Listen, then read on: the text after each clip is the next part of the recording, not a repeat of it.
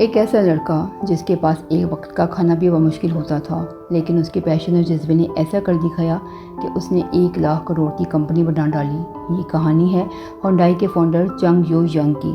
چنگ you 1950 میں Korea کے ایک چھوٹے سے گاؤں میں پیدا ہوئے۔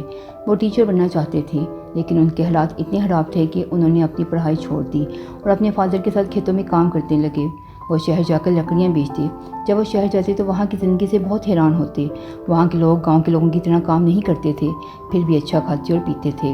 اس طرح وہ گاؤں کی زندگی سے تنگ آنے لگے اور بہترین زندگی گزارنے کے خواب دیکھنے لگے۔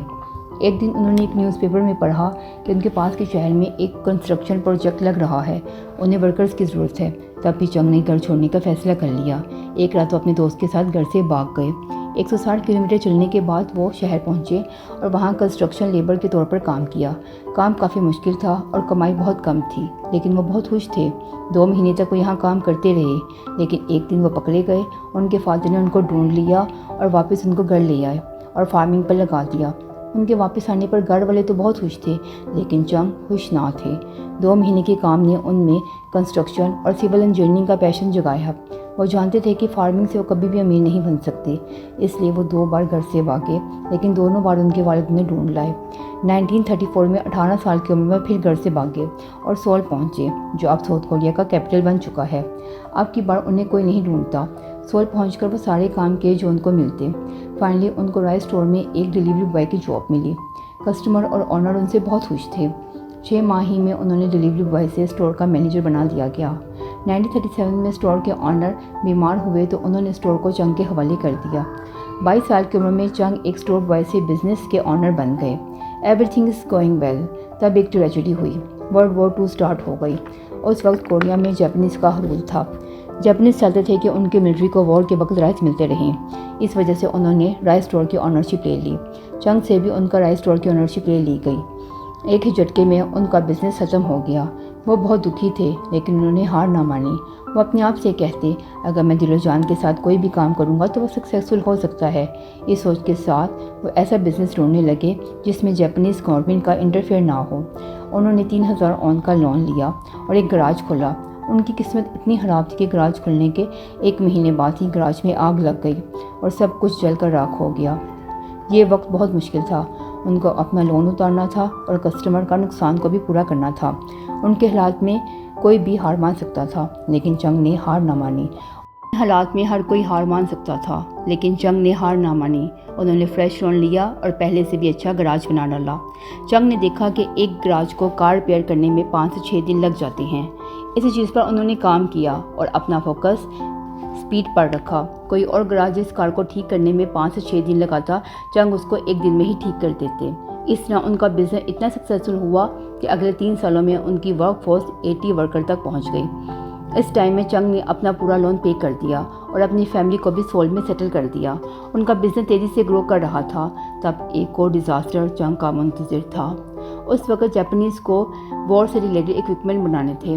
اس وقت جاپان نے ان کے گراج کی آنرشپ لے لی اور ان کو ایک اسٹیل پلانٹ کے ساتھ مرج کر دیا۔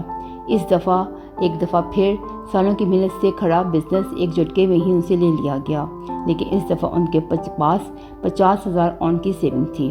ان کو یقین تھا کہ وہ دوبارہ اپنا بزنس بنا لیں گے۔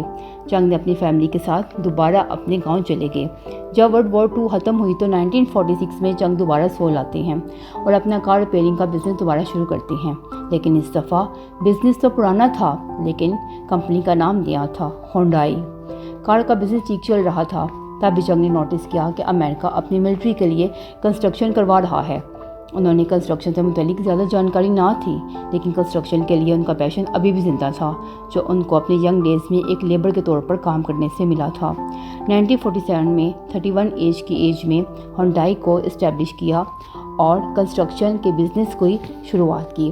اس سے پہلے انہیں چھوٹے چھوٹے کام ملتے، لیکن 1950 میں ان کو میجر پروجیکٹ ملنے لگے۔ سب کچھ ٹھیک چل رہا تھا کہ کہانی میں ایک اور ٹویسٹ آتا ہے۔ 1950 میں نارتھ کوریا نے ساؤتھ کوریا پر حملہ کر دیا۔ نارتھ کوریا سول کے کافی قریب آ گئی، جس کی وجہ سے چنگ کو اپنا سب کچھ چھوڑ کر سول سے جانا پڑا۔ اتنے بڑے کرائسس کے بعد بھی چنگ ہاتھ پر ہاتھ رکھ کر نہ بیٹھے رہے۔ اس دفعہ امریکن ساؤتھ کوریا کے ساتھ مل کر نارتھ کوریا سے لڑ رہی تھی۔ ان کو tent house, warehouse, headquarter کی ضرورت تھی۔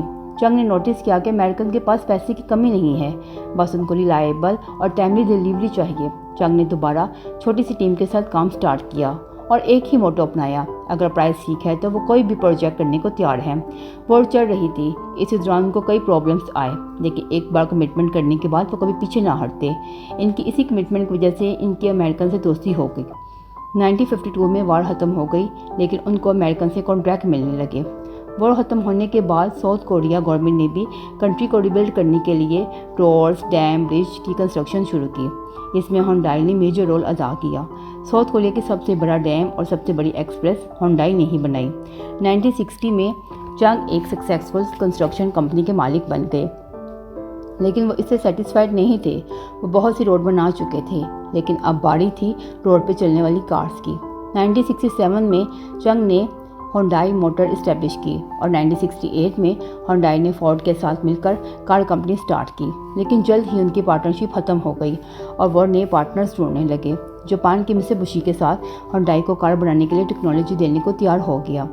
तब साउथ कोरिया गवर्नमेंट ने भी कहा कि उनको अपने सिटीज़न के लिए कार बनानी है जो काफ़ी अफोर्डेबल हो और उसमें साउथ कोरिया के ही बने हुए पार्ट यूज़ हों।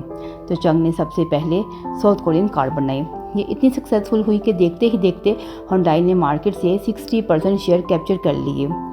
कार स्टार्ट में तो बहुत ज़्यादा सक्सेसफुल हुई, लेकिन आहिस्ता आहिस्ता इसमें बहुत सी प्रॉब्लम्स आने लगी। गर्मी में पेंट छोड़ देती, कार में मैकेनिक प्रॉब्लम्स बहुत ज़्यादा थी। 7 साल ये कंपनी बहुत लॉस में रही। सब ने चंग को मशवरा दिया कि कंपनी को छोड़ दे, लेकिन चंग के डिसीजन ने सबको सरप्राइज़ कर दिया। ये कंपनी बंद करने के बजाय वो एक और कंपनी खोलने लगे। अब उन्होंने अपनी कार को इंपोर्ट करना था। उन्होंने एक न्यू कार बनाई। अपनी कार में कुछ चेंजिंग के बाद एक मॉडर्न कार तैयार की जो अमेरिकन, अफ्रीका, कनाडा और कोरिया में बहुत सक्सेसफुल हुई। अब चंग एक डिसेंट कार प्रोड्यूस कर रहे थे, लेकिन अब उनका मोटो यूएसए में अपनी कार फेमस करवाना था। उन्होंने एक ऐसी कार बनाई जिसकी कीमत यूएसए की सेकेंड हैंड कार के इक्वल थी और इसके साथ वो अपनी न्यू कार में 5 साल की वारंटी भी देते थे। उनकी स्ट्रेटजी ने यूएसए की कार मार्केट को हिलाकर रख दिया। 2 साल में यूएसए में सबसे ज़्यादा सेल होने वाली कार बन गई। होंडाई दुनिया की तीसरी बड़ी कंपनी है। होंडाई ने बहुत अपनी कार की वजह से बहुत मशहूर है, लेकिन असल में होंडाई 42 कंपनीज और भी रन कर रही है, जिनमें होंडाई हैवी इंडस्ट्री जो दुनिया की सबसे शिप बिल्डिंग बनाने वाली बड़ी कंपनी है। ये कंपनी होंडाई की वजह से साउथ कोरिया को जापान को पीछे करने में कामयाब हुई। दुनिया की सबसे ज़्यादा शिप बनाने वाली कंपनी बन गई। साउथ कोरिया के लिए होंडाई एक कंपनी नहीं, बल्कि कोरिया को रिबिल्ड करने वाला एक इंस्टीट्यूट है, जिससे लाखों लोगों को जॉब देकर कंपनीज को बनाकर कोरिया को एक डेवलप कंपनी बना दिया।